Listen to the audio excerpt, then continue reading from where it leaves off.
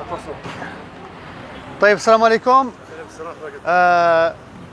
Donc ici, c'est Jabal al-Nour, la montagne qui est appelée al-Nour, car la première révélation du Coran, elle s'est faite donc au niveau de cette montagne.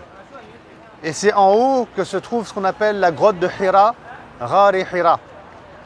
Et le prophète sallallahu alayhi wa sallam, il a 37 ans, lorsque chaque année, il a cette habitude de monter tout en haut de Jabal al-Nour afin de méditer, afin de regarder aussi la Kaaba de loin. Parce que quand on est tout en haut, et vous le verrez, on peut voir la mosquée. Maintenant, avec la pollution, un peu moins. Mais de loin, le prophète sallallahu alayhi wa sallam, il voyait la Kaaba, mais il ne voyait plus les petites statues qu'il y avait autour.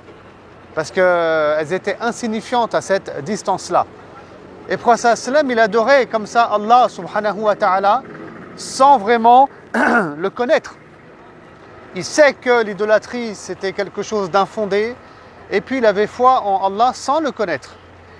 Et avant lui, peut-être même qu'Abd al-Muttalib avait pour habitude son grand-père de monter ici sur Jabal al-Nour. Et le prophète sallam, à l'âge de 37 ans, il commence. Chaque année, il y va, généralement pendant un mois qui est le mois du Ramadan.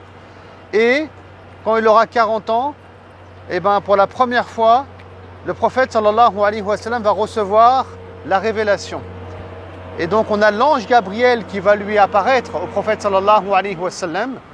Et soudainement, la nuit en fait, alors qu'il ne le voit pas venir avec une torche ou avec quoi que ce soit.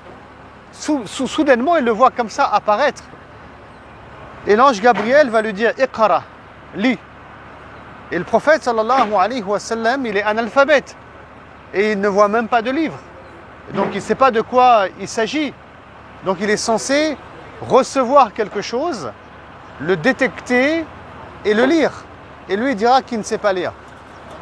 Et là, l'ange Gabriel va serrer fort le prophète sallallahu alayhi wa sallam dans ses bras pour des raisons complexes, multiples, entre autres, pour qu'il comprenne que ce qu'il vit, ce n'est pas un rêve, ce n'est pas un songe, parce qu'il avait aussi des songes à cette époque-là, le prophète sallallahu alayhi wa sallam, qui se réalisait dans le réel aussi. Et là, il va lui redire « Iqra, lis ». Et le prophète sallam, à chaque fois, il dira « mais qu'il ne sait pas lire ». Mais sans doute aussi que quand l'ange Gabriel le serre fort, il lui transmet cette force qui lui permettra de lire ce que nous, on ne voit pas, c'est lire la révélation qui lui est faite. Cette force, Jibril, alayhi as-salam, il est capable de lui donner, car c'est l'ange des prophètes.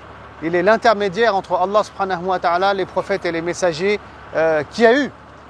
Et au final, il va lui révéler, l'ange Gabriel, donc les 5 premiers versets de la sourate 96, donc la sourate Al-Alaq.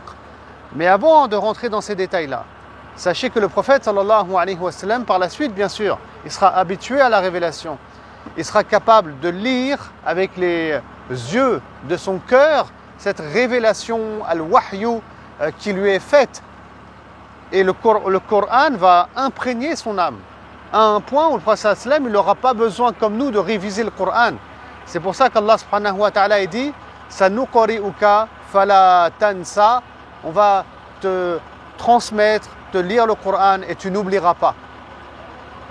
Par rapport maintenant à ces 5 premiers versets qui sont révélés, ce qu'il faut retenir d'essentiel, c'est que la première fois que Allah subhanahu wa ta'ala, il a parlé aux humains à travers le Coran avec son dernier des messagers, c'était pas pour dire croyez en moi, c'était pas pour dire arrêtez de faire des innovations, c'était pas pour dire arrêtez de faire des péchés, non, c'était pour nous dire de lire, de s'instruire. Et dans ces 5 premiers versets, Allah il dit aussi Alladhi allama bil qalam, celui qui a enseigné par la plume. Donc il y a la notion d'enseignement qui est précisée, il y a la notion d'écriture à travers la plume qui est soulignée par Allah subhanahu wa ta'ala. Tout ça pour dire que la communauté musulmane, la communauté de croyants, elle se distingue par le savoir. Et qu'un vrai musulman, s'il veut se rapprocher d'Allah, il veut être dans la bonne voie, il faut qu'il passe par le ilm et par le savoir. Et d'ailleurs le Coran lui-même, qui est une guidée pour l'être humain, est un livre Donc, sans savoir, l'être humain il reste dans le jahel et dans l'ignorance et il est impossible qu'il puisse se rapprocher d'Allah subhanahu wa ta'ala. Il ne va que s'égarer et Shaitan il ne va pas arrêter de l'exploiter et de lui mettre des fausses croyances, des fausses compréhensions, ce qu'on remarque ici et là, hein, que ce soit en France ou ailleurs. Et donc c'est une invitation, c'est la porte d'entrée pour un vrai islam authentique qui est profond que d'aller vers le ilm. Et donc Allah il attire notre attention dessus dès le premier mot révélé qui est Iqra. Voilà, donc vous allez pouvoir monter, alhamdulillah, Inch'Allah. Inch'Allah.